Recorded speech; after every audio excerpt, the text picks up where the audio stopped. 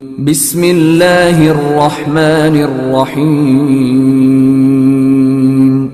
رسول اللہ نے فرمایا، جو شخص شب قدر ایمان کے ساتھ محض ثواب آخرت کے لیے ذکر و عبادت میں گزارے، اس کے گزشتہ گناہ بخش دیے جاتے ہیں۔ آن حضرت اپنے حجرے سے نکلے، لوگوں کو شب قدر بتانا چاہتے تھے، وہ کون سی رات ہے۔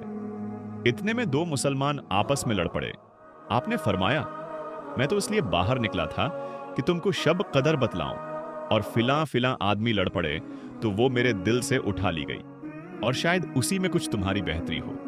تو اب ایسا کرو کہ شب قدر کو رمضان کی 27ویں، 29ویں و 25ویں رات میں ڈھونڈا کرو۔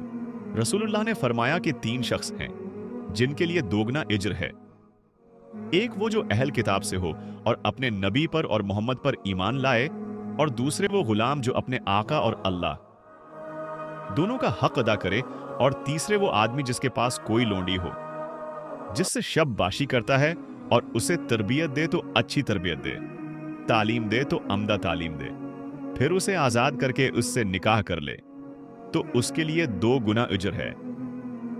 پھر عامر نے صالح بن حیان سے کہا کہ ہم نے یہ حدیث تمہیں بغیر اجرت کے سنا دی ہے، ورنہ اس سے کم حدیث کے لیے مدینہ تک کا سفر کیا جاتا تھا۔